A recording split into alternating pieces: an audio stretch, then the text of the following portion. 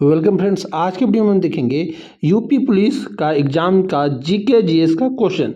दोस्तों ये एग्ज़ाम 8 तारीख, 9 तारीख और 10 तारीख के जून में पूछे जाने वाले सवालों में से एक हो सकता है।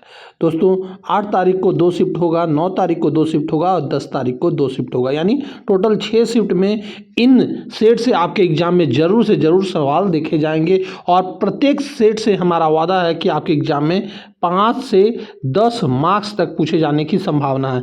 इसलिए हमारा कोई भी सेट आप शुरू से अंत तक ज़रूर देखें ताकि आपको उन वीडियो से लाभ मिल सकता है। और हमारा टारगेट है कि आपको 38 प्रश्नों में से कम 30+ मार्क्स हमारे सेट से आपको मिल जाएंगे। इसलिए हमारे सारे सेट को आप एग्ज़ाम देने से पहले ज़रूर से ज़रूर देख लें। तो चलिए मैं इस वीडियो को शुरू करता हूं। आज का हमारा पहला प्रश्न है, प्राचीन भारतीय मूर्ति कला के इतिहास में मथुरा कला शैली के संदर्भ में निम्नलिखित कथनों पर विचार करना है। तो यहाँ मथुरा कला का शैली के बारे में विचार करना है। तो यहाँ पे 2 कथन दिए गए हैं, कौन सा कथन सही है ये आपको बताना है। तो इस शैली का विकास कुषाण काल में पूर्णतः स्वदेशी रूप से हुआ था, जिसमें लाल बलुआ पत्थर का प्रयोग किया गया था। तो यह बिल्कुल सही बात है कि इसमें लाल बलुआ पत्थर का प्रयोग किया गया था। इस शैली में केवल बौद्ध धर्म से संबंधित मूर्तियां बनाई गई, जैन और हिंदू धर्म का इसमें प्रवेश नहीं था। तो ये गलत बात है, इसमें प्रवेश था, यानी कि केवल एक बात जो है कथन ये सही है, यानी ऑप्शन नंबर ए इस प्रश्न का सही उत्तर हो जाएगा। यहाँ पे आप व्याख्या में देखेंगे कि मथुरा कला शैली पूरी तरह से स्वदेशी थी, जबकि गंधार शैली पर यूनानी प्रभाव था। लेकिन कथन 2 जो है गलत है, क्योंकि मथुरा शैली में बौद्ध, जैन और हिंदू तीनों धर्मों की मूर्तियों का निर्माण व्यापक स्तर पर हुआ था। यहाँ पहली बार बुद्ध की मानवीय रूप से मूर्ति बनाई गई थी। तो ये व्याख्या जो है आपके एग्जाम के लिए काफ़ी महत्वपूर्ण है दोस्तों, इसलिए व्याख्या को आप वीडियो पॉज करके खुद से भी पढ़ने की कोशिश करेंगे, क्योंकि व्याख्या से काफ़ी प्रश्न आपके एग्जाम में पूछे जाएंगे। हमारा अगला प्रश्न है कि भारतीय संविधान के अनुच्छेद 356, जो कि राष्ट्रपति शासन के दुरुपयोग को रोकने के लिए सर्वोच्च न्यायालय ने किस ऐतिहासिक वाद में कड़े दिशा निर्देश जारी किए थे, जिसके तहत यह तय हुआ कि विधानसभा भंग करने से पहले संसद की मंजूरी अनिवार्य है और इसका न्यायिक पुनर्वलोकन किया जा सकता है। तो दोस्तों यह बताया गया था SR बॉम्बे बनाम भारत संघ का जो विवाद हुआ था उसमें बताया गया था, यह विवाद 1994 में हुआ था। दोस्तों ये क्वेश्चन आपको लंबा लग रहा होगा, लेकिन ये प्रीवियस ईयर में क्वेश्चन पूछा गया, क्वेश्चन के आधार पे हमारे द्वारा ये सेट तैयार किया गया है। इसलिए आप इन क्वेश्चनों से डरे नहीं, क्योंकि ऐसे ही हो सकता है आपके एग्जाम में क्वेश्चन पूछा जाए। इसलिए इन सभी प्रश्नों को आप एक बार जरूर से जरूर देख कर जाइए। यहाँ पे आप व्याख्या देखेंगे कि इस ऐतिहासिक फैसले में सुप्रीम कोर्ट ने कहा कि धर्मनिरपेक्षता संविधान का मूल ढांचा है और यदि कोई राज्य सरकार इसके खिलाफ काम करती है तो अनुच्छेद 356 लगाया जा सकता है।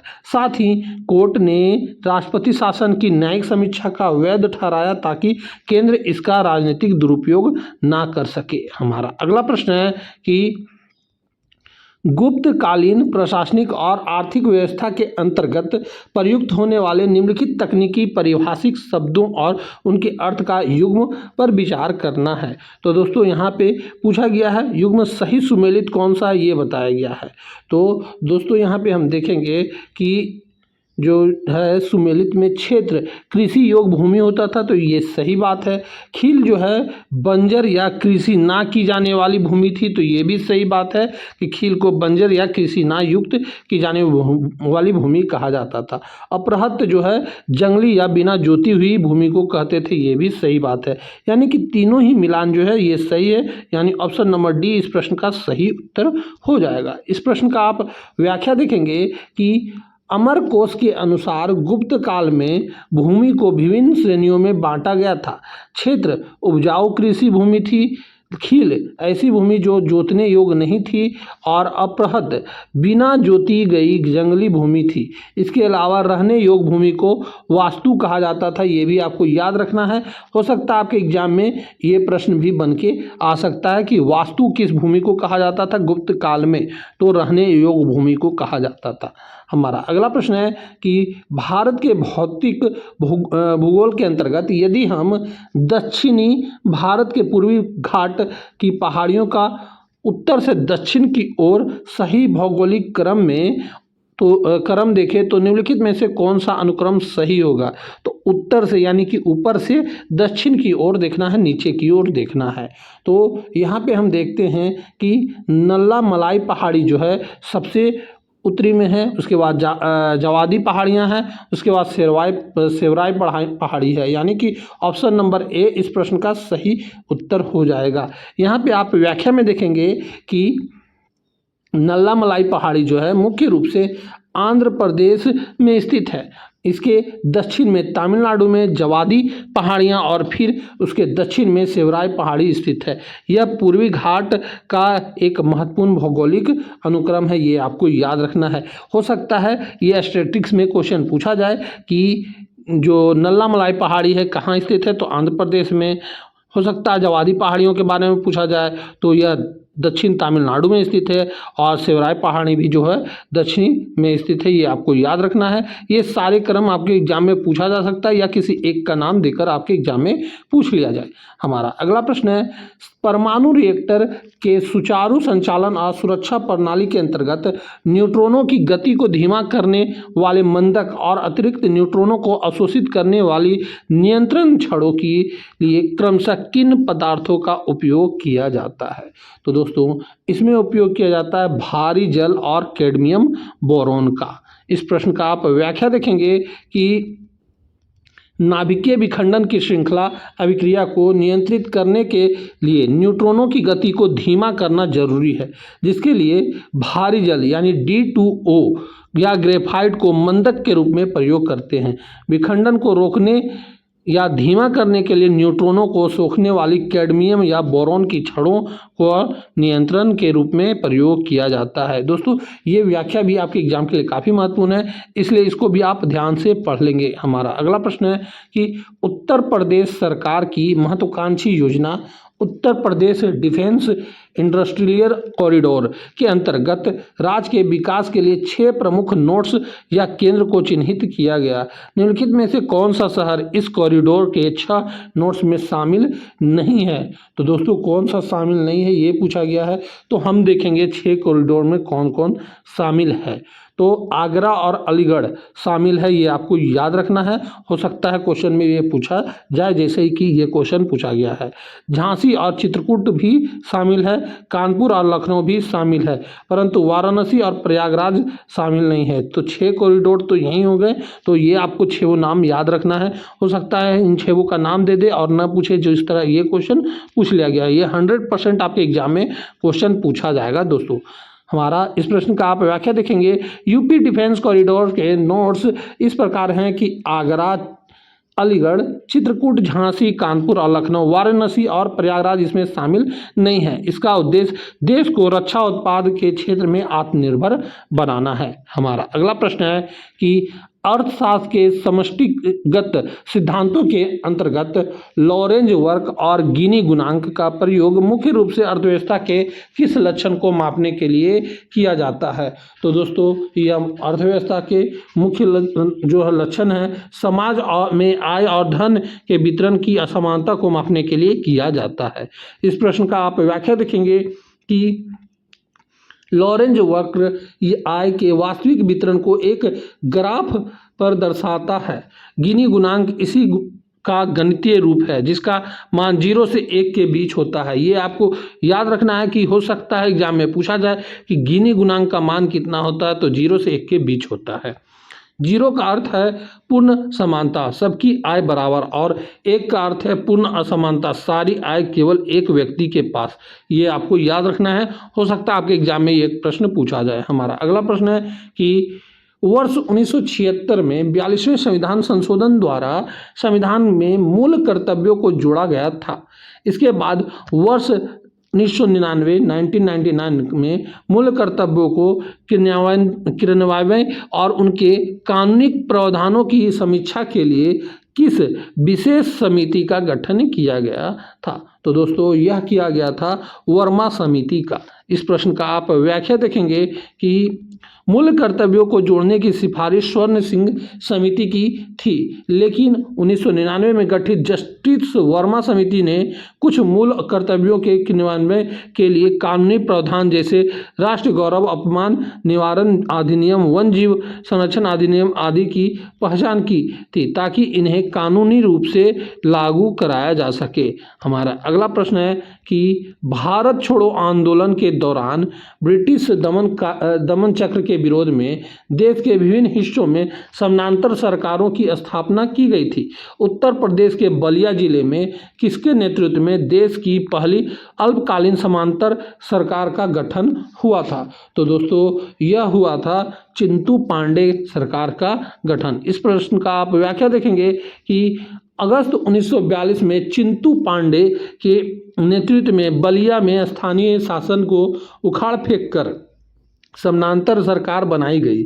इसी कारण बलिया को बागी बलिया भी कहा जाता है। नोट, सबसे लंबे समय तक चलने वाली समानांतर सरकार सतारा महाराष्ट्र में नाना पाटिल द्वारा गठित की गई थी। ये आपको याद रखना है और हो सकता है ये क्वेश्चन आपके एग्जाम में पूछा जाए। हमारा अगला प्रश्न है कि मानव मस्तिष्क की शारीरिक संरचना के अनुसार शरीर का संतुलन बनाए रखना, मांसपेशियों के संकुचन पर नियंत्रण रखना और सटीक शारीरिक गतिविधियों जैसे पेन पकड़ना को नियंत्रित करने का कार्य मस्तिष्क का कौन सा भाग करता है? तो दोस्तों यह मस्तिष्क का जो भाग है अनुमस्तिष्क यानी सेरिबेलम के द्वारा किया जाता है। इस प्रश्न का आप व्याख्या देखेंगे कि सेरिबेलम यानी अनुमस्तिष्क हमारे हिंड ब्रेन पश्च मस्तिष्क का हिस्सा है जो गामक नियंत्रण और शारीरिक संतुलन संभालता है। शराब पीने पर यही हिस्सा प्रभावी होता है जिससे पैर लड़खड़ाने लगते हैं। सेरिब्रम बुद्धिमत्ता और याददाश्त का केंद्र है और हाइपोथैलेमस भूख प्यास तथा शरीर के तापमान को नियंत्रित करता है। ये आपको याद रखना है। और दोस्तों यदि साइंस का क्वेश्चन पूछा जाएगा तो इससे एक प्रश्न आपके एग्जाम में 100% रहने वाला है, इसलिए इस टॉपिक को आप अच्छे से इस व्याख्या को खुद से पढ़ेंगे और नोट्स की तरह याद कर लेंगे। हमारा अगला प्रश्न है कि उत्तर प्रदेश के प्रशासनिक और न्यायिक इतिहास के संदर्भ में राज्य के भूमि संबंधित विवाद लगाना, निर्धारण और राजस्व अभिलेखों के रख रखाव के लिए जिम्मेदार शीर्ष संस्था राजस्व परिषद की स्थापना 1831 में कहाँ की गई थी, जिसके प्रशासनिक और न्यायिक कार्यों को वर्ष 1947-48 में अलग कर दिया गया था? तो दोस्तों यह था प्रयागराज में। इस प्रश्न का आप व्याख्या देखेंगे कि राजस्व परिषद की स्थापना 1831 में प्रयागराज यानी इलाहाबाद में हुई थी। स्वतंत्रता के बाद 47-48 इसके कार्यों को विभाजित किया गया। इसका न्यायिक मुख्यालय प्रयागराज में ही रहने दिया गया, जबकि इसका प्रशासनिक मुख्यालय लखनऊ स्थानांतरित किया गया। ये आपको याद रखना है। हमारा अगला प्रश्न है कि उत्तर भारत के मैदानी भागों में शीत ऋतु में होने वाली हल्की वर्षा, जिससे स्थानीय भाषा में मावठ भी कहा जाता है, और जो रबी फसल विशेष कर गेहूं के लिए अत्यधिक लाभकारी होती है, उसका मुख्य कारण हो कौन सी मौसम वैज्ञानिक परिघटना है? तो दोस्तों वह मौसम परिवैज्ञानिक घटना जो है यह है कि पश्चिमी विक्षोभ के कारण ऐसा होता है। इस प्रश्न का आप व्याख्या देखेंगे कि पश्चिमी विक्षोभ भूमध्य सागर से उठने वाले शीतोष्ण चक्रवात हैं।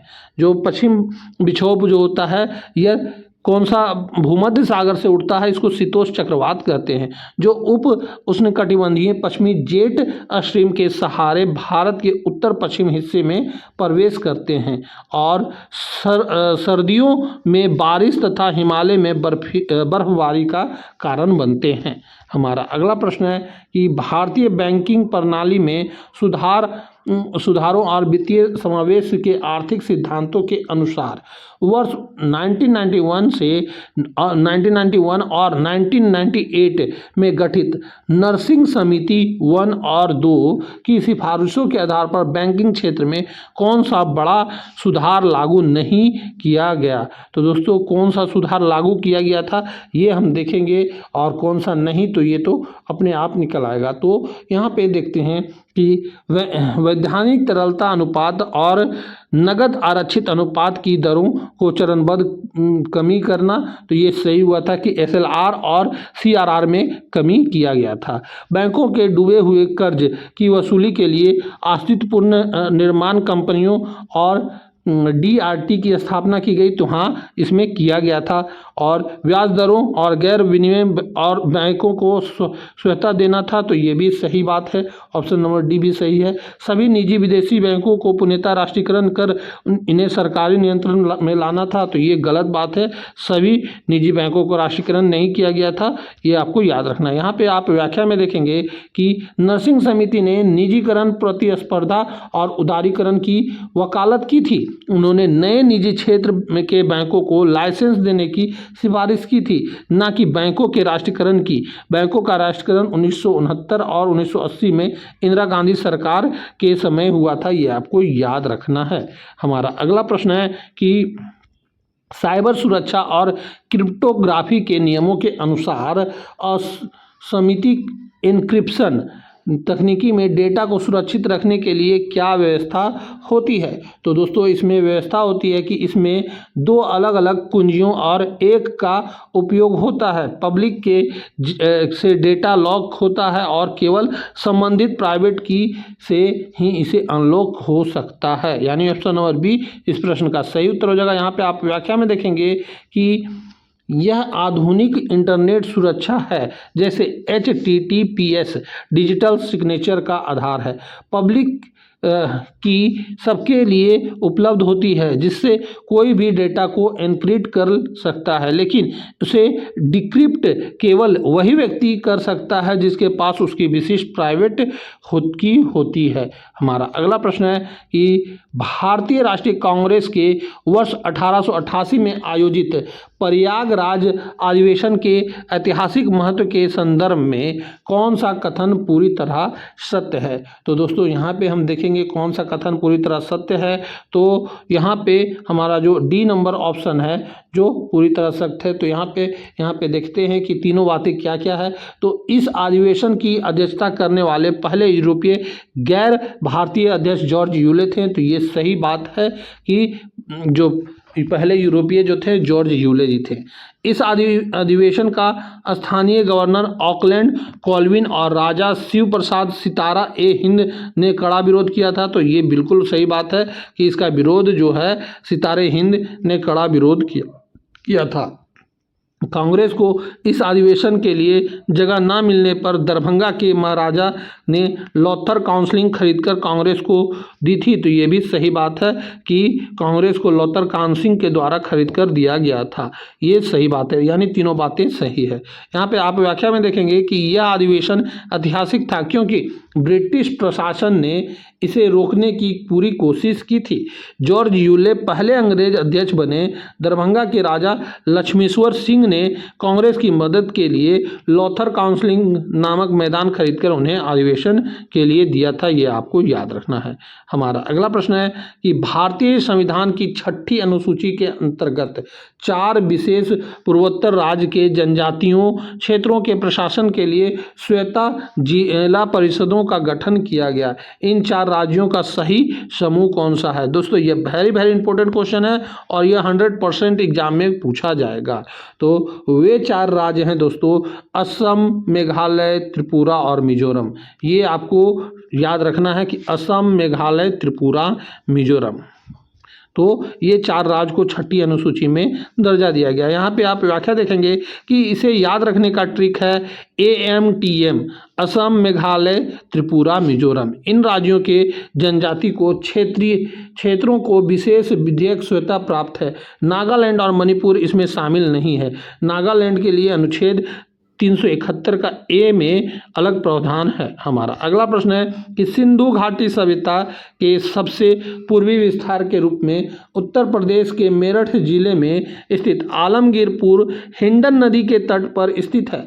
हाल ही में उत्तर प्रदेश के किस जिले से सिंधु घाटी सभ्यता का कालीन तांबे के रथ, तलवारें और शाही ताबूत मिले, जिसे सनोली स्थल कहा जाता है? तो दोस्तों यह मिला है बागपत से। इस प्रश्न का आप व्याख्या देखेंगे कि बागपत जिले के सनोली में भारतीय पुरातत्व सर्वेक्षण के उत्खनन में 4000 साल पुराने रथ और शाही कब्रें मिली हैं।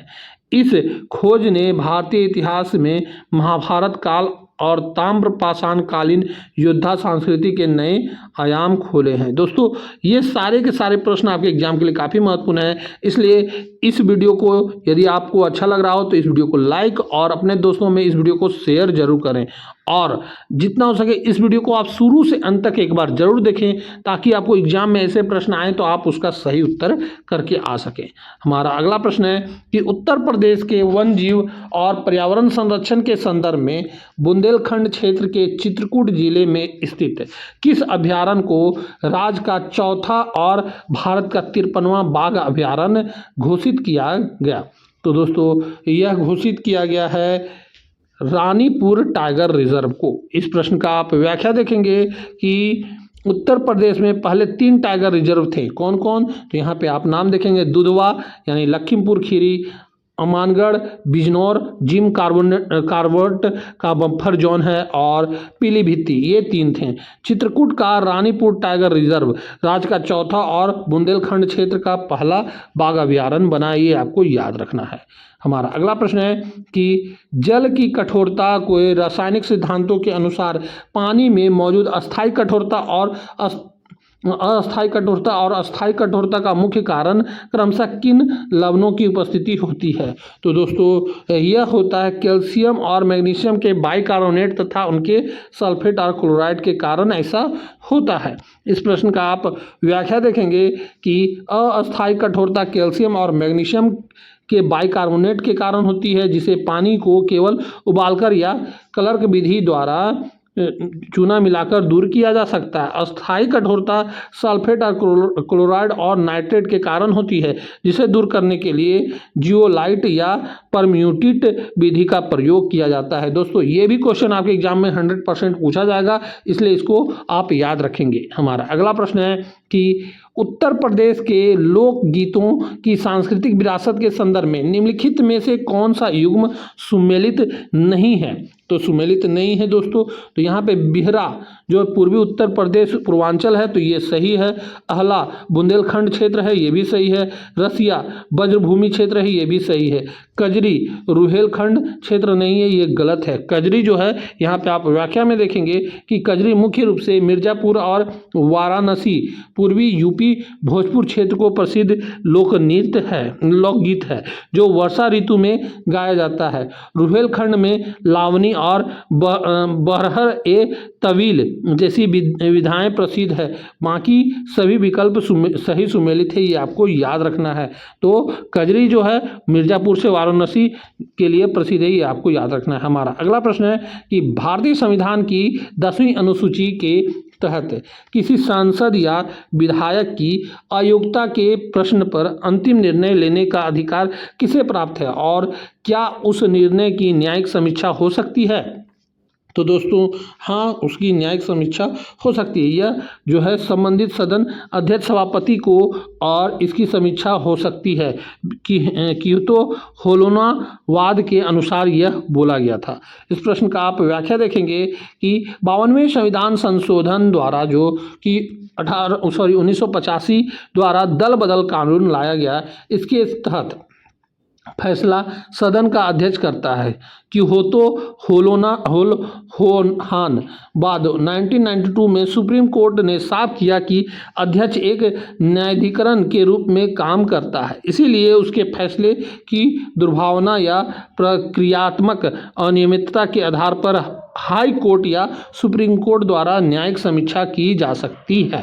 हमारा अगला प्रश्न है कि दिल्ली सल्तनत के प्रशासनिक और आर्थिक सुधारों के इतिहास में किस सुल्तान ने बाजारों पर सख्त नियंत्रण रखने, सट्टेबाजी रोकने और खाद्यान्न की कीमतें नियंत्रित करने के लिए दीवाने रियासत और शान-ए मंडी जैसे नए पदों का सृजन किया था? तो दोस्तों यह सृजन किया गया था अलाउद्दीन खिलजी के द्वारा। इस प्रश्न का आप व्याख्या देखेंगे कि अलाउद्दीन खिलजी ने अपनी विशाल सेना के कम खर्च के लिए बाजार नियंत्रण नीति लागू की थी। उसने कभी सभी वस्तुओं, अनाज, कपड़े, मवेशी, गुलाम के दाम तय कर दिए थे और नियमों का उल्लंघन करने वाले व्यापारियों को सख्त सजा दी, मांस काट लेने जैसी देने का प्रावधान किया था। हमारा अगला प्रश्न है, पर्यावरण विज्ञान में विभिन्न गैसों के ग्लोबल वार्मिंग पोटेंशियल, वैश्विक तापन क्षमता, जो यह बताती है कि कोई गैस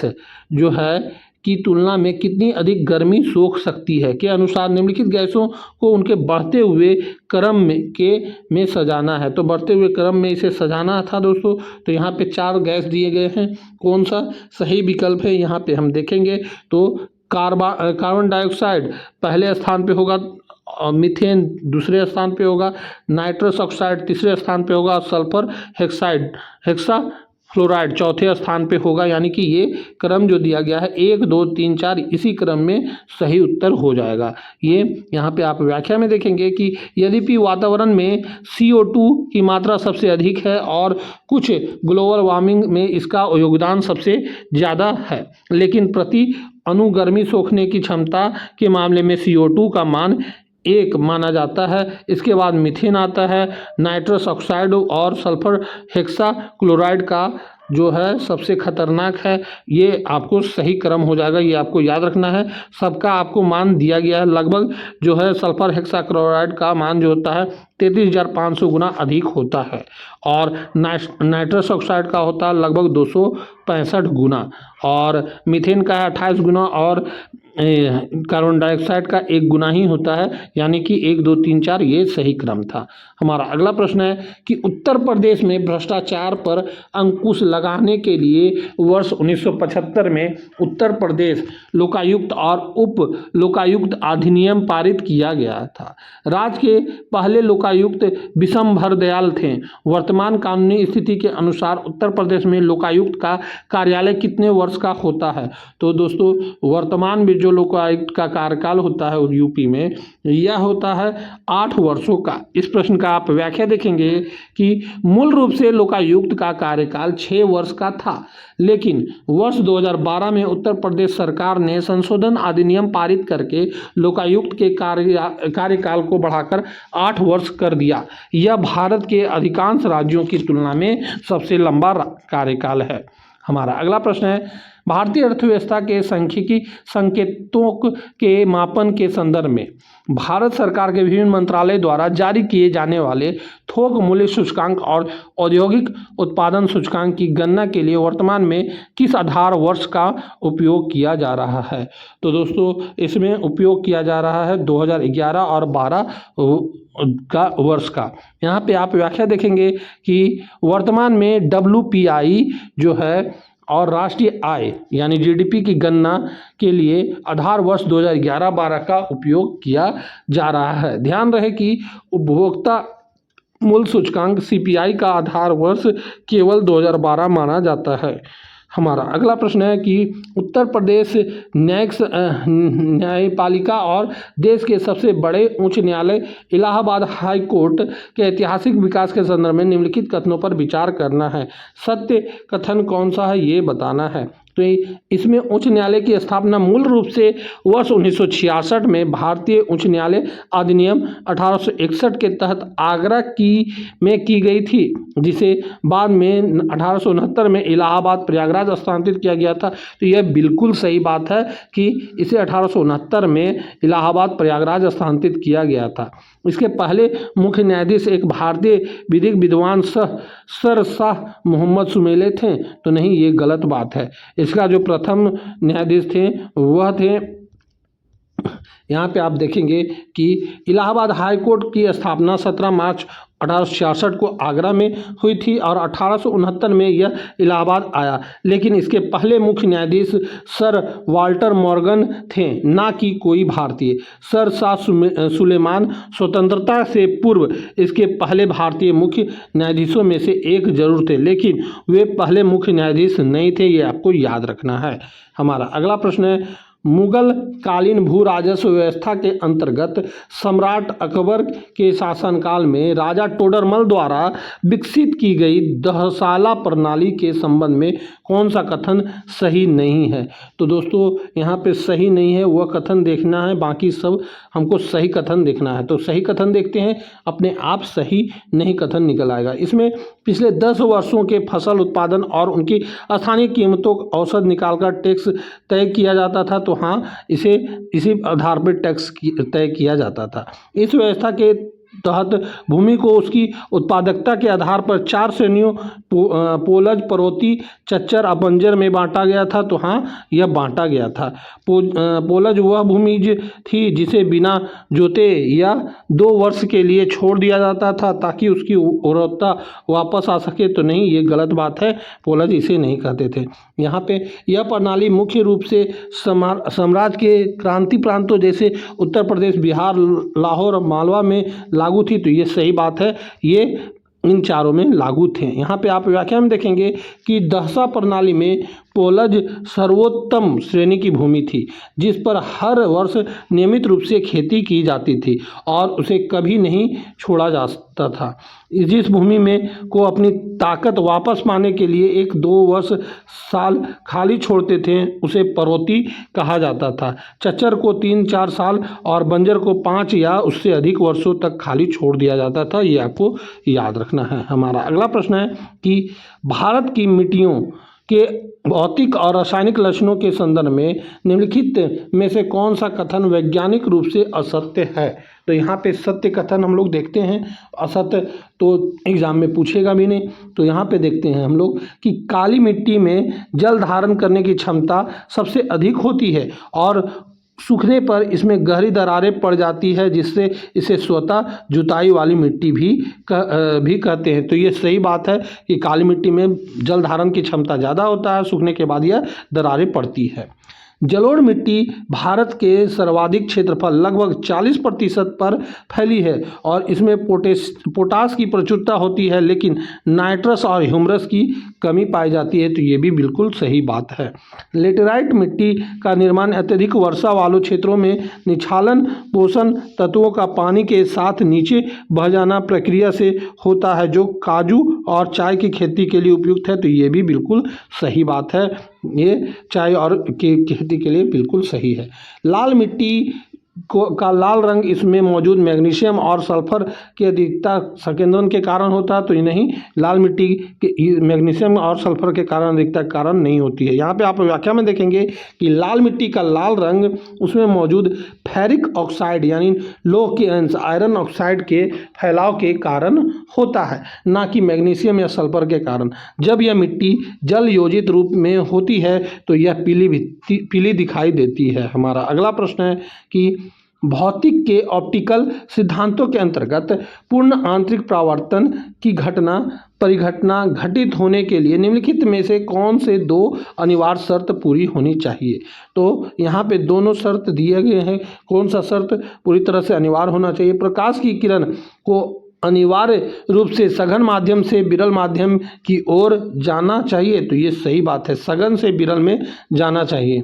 आपतन कोण का मान संबंधित माध्यम में क्रांतिक कोण से अधिक होना चाहिए। तो ये भी बिल्कुल सही बात है।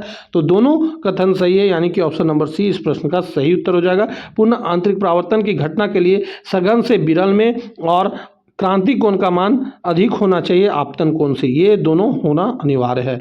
यहाँ पे आप व्याख्या में देखेंगे कि पूर्ण आंतरिक परावर्तन तभी होता है जब प्रकाश सघन से जैसे कांच या पानी से विरल जैसे हवा में जाए और उसका आपतन कोण क्रांतिक कोण से बड़ा हो जाए, जिससे प्रकाश दूसरे माध्यम में जाने के बजाय उसी माध्यम में वापस लौट आता है। Endoscopic optical fibre, internet cable और मरुस्थल में मृगमरीचिका इसी सिद्धांत पर काम करते हैं। हमारा अगला प्रश्न है कि समष्टि अर्थव्यवस्था में देश के वित्तीय स्वास्थ्य को मापने के लिए प्रयुक्त होने वाला प्राथमिक घाटे के सटीक गणना किस प्रकार की जाती है।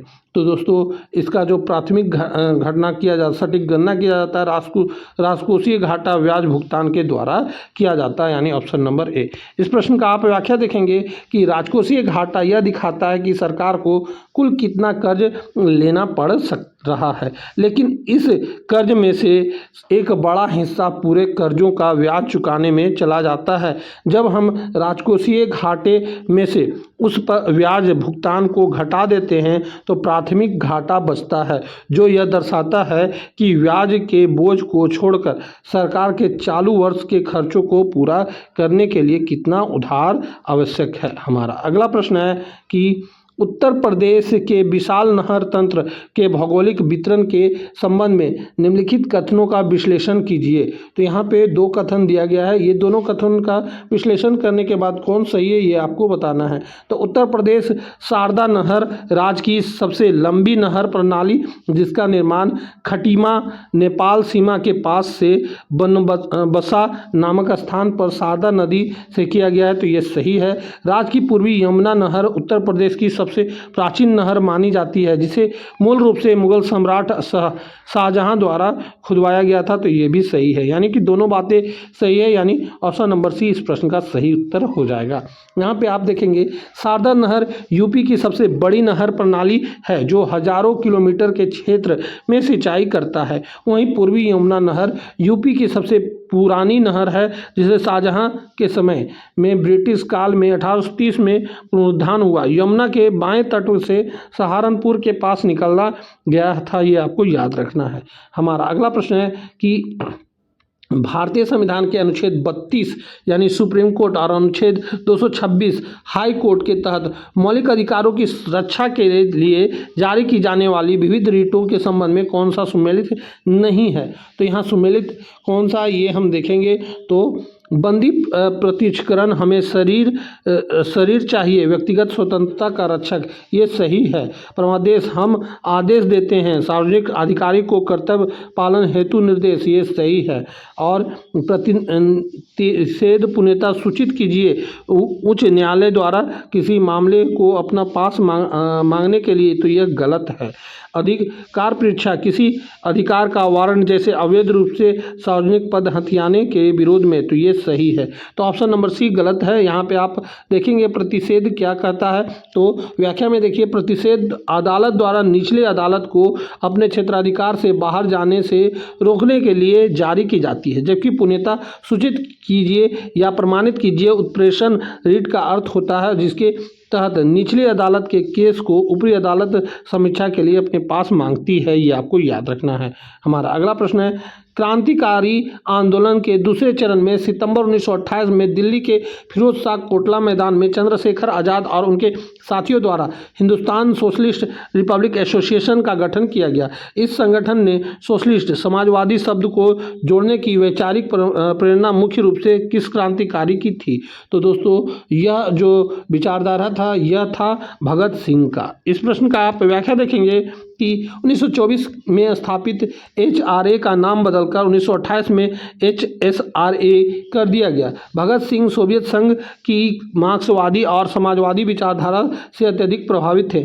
उनका मानना था कि क्रांतिकारी का उद्देश्य केवल ब्रिटिश शासन को उखाड़ना नहीं, बल्कि भारतीय समाज से पूंजीपतियों और जमींदारों द्वारा होने वाले मनुष्य के हाथों मनुष्य के शोषण को हमेशा के लिए समाप्त करना है। हमारा अगला प्रश्न है कि मानव अंतःस्रावित तंत्र और हार्मोन के संतुलन के जैविक सिद्धांतों के अनुसार निम्नलिखित ग्रंथि हार्मोन और उनसे होने वाली व्याधियों के युग्म पर विचार करना है। तो यहाँ पे विचार करना है कौन सा सुमेलित है। तो यहाँ पे हम देखेंगे कि अग्नाशय इंसुलिन और मधुमेह, अग्नाशय जो है इंसुलिन और मधुमेह, ये सही बात है कि अग्नाशय से इंसुलिन निकलता है और यही मधुमेह का कारण होता है। थायराइड ग्रंथि, थायरोक्सिन हार्मोन और घेंगा रोग, तो ये भी सही है, थायरोक्सिन थायराइड ग्रंथि से थायरोक्सिन निकलता है और घेंगा रोग इसके कमी से होता है। और पीयूष ग्रंथि जो है ग्रोथ हार्मोन है और अति दीर्घकाय होता है, तो ये भी सही बात है, ये ग्रोथ है और बहुत तेजी से बढ़ता है। ये तीनों बातें सही है, यानी कि ऑप्शन नंबर डी इस प्रश्न का सही उत्तर हो जाएगा। तीनों युग्म पूर्णतः सही है। इंसुलिन की कमी से ब्लड शुगर बढ़ता है, थायरोक्सिन हार्मोन के निर्माण के लिए आयोडीन जरूरी है, कमी से घेंगा रोग होता है, पीयूष ग्रंथि मास्टर ग्लैंड से निकलने वाले ग्रोथ हार्मोन के बचपन से अत्यधिक स्राव से शरीर असाधारण रूप से लंबा हो जाता है। हमारा अगला प्रश्न है कि सूचना प्रौद्योगिकी अधिनियम 2000 जो कि साइबर सुरक्षा और अपराध जांच के लिए पुलिस कानूनी हथियार है की सहारा को सर्वोच्च न्यायालय ने श्रेया सिंघल बनाम भारत संघ 2015 वाद में अभिव्यक्ति की स्वतंत्रता का हनन मानते हुए पूर्णतः असंवैधानिक घोषित कर दिया था। तो यह किया गया था धारा 66A आपत्तिजनक संदेश भेजने पर दंड दिया था, ये सही होगा। यहाँ पे आप व्याख्या में देखेंगे IT एक्ट की धारा 66A के तहत सोशल मीडिया पर आपत्तिजनक या असुविधाजनक पोस्ट करने पर पुलिस को सीधे गिरफ्तार करने का अधिकार था। सुप्रीम कोर्ट ने इसे बेहद अस्पष्ट और संविधान के अनुच्छेद 19A का सबस्लाव ए के बोलने की आज़ादी का सीधा उल्लंघन मानते हुए निरस्त कर दिया था। हमारा अगला प्रश्न है कि उत्तर प्रदेश की जनजातियों को जनसंख्यांकी और सांस्कृतिक वितरण के संदर्भ में निम्नलिखित विशिष्ट कूटों पर विचार करना है, तो कौन सत्य है यहाँ पे ये बताना है। थारू जनजाति उत्तर प्रदेश के तराई क्षेत्र जैसे लखीमपुर खीरी बहराइच में पाई जाने वाली सबसे बड़ी जनजाति है जो दीपावली को शोक पर्व के रूप में मनाती है, तो ये बिल्कुल सही बात है। थारू जनजाति दीपावली को शोक पर्व के रूप में मनाती है और यह लखीमपुर खीरी और बहराइच में पाई जाती है। बुक्सा या भोक्सा जनजाति मुख्य रूप से उत्तर प्रदेश के बिजनौर जिले में केंद्रित है, जिसकी सामाजिक व्यवस्था में काउंसलिंग का बड़ा महत्व है, तो ये भी सही बात है। यानी दोनों कथन सही है, यानी 1 और 2 सही है, ऑप्शन नंबर सी। यहाँ पे आप व्याख्या में देखेंगे थारू जनजाति के लोग दीपावली के दिन अपने मृत पूर्वजों को भेंट अर्पित करते हैं, जिसे करही कहा जाता है, इसीलिए इसे शौक के रूप में मनाते हैं। बुक्सा जनजाति बिजनौर में पाई जाती है और इसमें उच्च निम्न सामाजिक स्थिरीकरण भी हिंदुओं की तरह देखा जाता है। हमारा अगला प्रश्न है कि भारतीय संविधान की प्रस्तावना में वर्णित आदेशों और विविध शब्दों का सही संवैधानिक क्रम क्या है, जैसा कि संविधान सभा द्वारा अंगीकृत मूल पाठ और संशोधन के बाद वर्तमान में दिखाई देता है। तो दोस्तों यह दिखाई देता है संप्रभुता संपन्न समाजवादी अपंथ निरपेक्ष लोकतंत्रात्मक गणराज्य, यानी कि ऑप्शन नंबर बी। इस प्रश्न का आप व्याख्या देखेंगे कि भारत के संवैधानिक की प्रस्तावना इसी सटीक क्रम में से शुरू होती है। ध्यान रहे कि समाजवादी और पंथ निरपेक्ष शब्दों को मूल संविधान में स्थान नहीं मिला था, इन्हें बाद में 42वें संविधान संशोधन 1976 द्वारा जोड़ा गया था। हमारा अगला प्रश्न है कि भारत के नदी तंत्र के भौतिक भूगोल के अनुसार पश्चिम की ओर बहने वाली नदियां जैसे नर्मदा ताप्ती अरब सागर में गिरते समय विशाल डेल्टा का निर्माण क्यों नहीं करती बल्कि ज्वार नदमुख बनाती है। तो ऐसा इसलिए होता है क्योंकि ये नदियां कठोर चट्टानों से बनी संकीर्ण भ्रंश घाटियों से होकर बहती है, जिससे इनके पास गाद या अवसाद की भारी कमी होती है और मुहाने पर तीव्र ढाल होता है। इसी के कारण यह विशाल डेल्टा का निर्माण नहीं करती, ये ज्वार नदमुख बनाती है। हमारा इस प्रश्न का आप व्याख्या देखेंगे कि डेल्टा बनाने के लिए नदी के पास भारी मात्रा में मिट्टी अवसाद होना चाहिए और मैदानी ढाल धीमा होना चाहिए, जैसे गंगा ब्रह्मपुत्र नर्मदा और ताप्ती पर पथरीली रिफ्ट वैली से बहती है, इसलिए मिट्टी नहीं काट पाती। समुद्र में मिलने से पहले ढाल इतना तेज होता है कि जो भी थोड़ा बहुत अवसाद होता है उसे लहरें सीधे गहरे समुद्र में बहा ले जाती है। तो दोस्तों यहाँ हमारे द्वारा इस वीडियो में केवल 38 प्रश्न बताए गए हैं, ताकि आपको ज़्यादा प्रश्न देखने को मिले और कम समय में हमारे द्वारा देखने को दिया जाता है। तो 38 प्रश्न इस वीडियो में बताए गए हैं और ये प्रश्न आपके एग्जाम के लिए काफ़ी महत्वपूर्ण थे। क्वेश्चन काफ़ी बड़ा था, पर आप ये समझिए कि ये क्वेश्चन से आपके कितने क्वेश्चन एक साथ सॉल्व हो रहे हैं और ऐसे ही प्रश्न आपके एग्जाम में पूछे भी जाएंगे। इसलिए जितना हो सके इस वीडियो को अपने दोस्तों में शेयर करें और अब तक आप हमारे चैनल से नहीं जुड़े हैं तो हमारे चैनल को सब्सक्राइब करके जुड़ जाएं ताकि आगे आने वाले वीडियो का नोटिफिकेशन आपको सबसे पहले मिल सके। तो दोस्तों यहीं पे हम इस वीडियो को समाप्त करते हैं। अब हम आपसे मिलेंगे अगली वीडियो में, तब तक के लिए जय हिंद, वंदे मातरम।